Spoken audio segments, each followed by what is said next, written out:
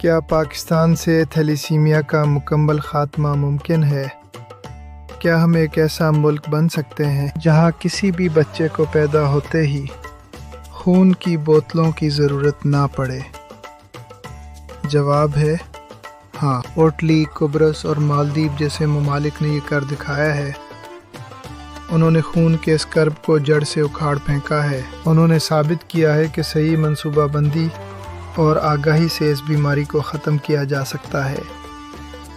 یہ ایک ممکن خواب ہے۔ آج اس سیریز کی آخری قسط میں ہم بات کریں گے اس روڈ میپ کی جو ہمیں ایک صحت مند پاکستان کی طرف لے کر جائے گا۔ یہ راستہ تھوڑا مشکل ہو سکتا ہے لیکن ناممکن نہیں ہے۔ ہمیں بس ایک ٹیم بن کر کام کرنا ہوگا۔ ایک ایسا پاکستان جہاں ہر بچہ تندرست پیدا ہو، یہ ہمارا خواب ہے اور ہماری ذمہ داری بھی۔ لہٰذا توجہ سے سنیے۔ پاکستان کو اس بیماری سے پاک کرنے کے لیے ہمیں صرف 3 قدم اٹھانے ہیں۔ پہلا قدم ہے آگاہی۔ ہر فرد کو پتہ ہونا چاہیے کہ تھیلیسیمیا کیا ہے اور یہ کیسے پھیلتا ہے۔ یہ معلومات ہر گھر تک پہنچنی چاہیے۔ جب تک لوگوں کو علم نہیں ہوگا وہ احتیاط نہیں کریں گے۔ اس لیے تعلیم اور آگاہی پہلا اور سب سے اہم قدم ہے۔ دوسرا قدم لازمی ٹیسٹ۔ شادی سے پہلے HB الیکٹروفوریسس ٹیسٹ کو ایک سماجی روایت بنانا ہوگا۔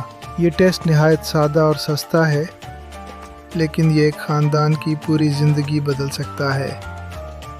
یہ آپ کی حفاظت کی ضمانت ہے۔ بالکل ویسے ہی جیسے ہم نکاح نامے پر دستخط کرتے ہیں، اس ٹیسٹ کو بھی لازمی دستاویز سمجھنا چاہیے۔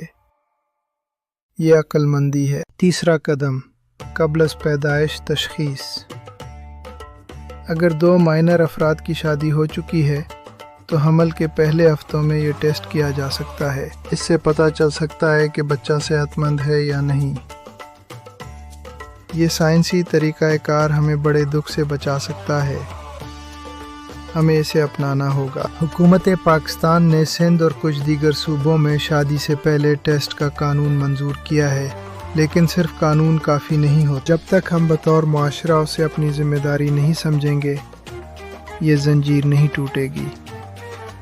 ہمیں ان بچوں کا بوجھ نہیں بننا، ہمیں ان کا سہارا بننا ہے۔ میڈ ٹاک کا مشن صرف ویڈیوز بنانا نہیں ہے بلکہ آپ کی سوچ بدلنا ہے۔ یہ سیریز یہاں ختم ہو رہی ہے لیکن آپ کا کام اب شروع ہوتا۔ آپ کا ایک شیئر کسی کے گھر کا چراغ بجھنے سے بچا سکتا ہے۔ آپ کی ایک بات کسی کو ٹیسٹ کروانے پر آمادہ کر سکتی ہے۔ آئیے مل کر یہ عہد کریں کہ ہم اپنی اگلی نسل کو بیماریوں کا ورثہ نہیں بلکہ ایک صحت مند زندگی کا تحفہ دیں گے۔ تھیلیسیمیا ہارے گا اور زندگی جیتے گی۔ اللہ حافظ۔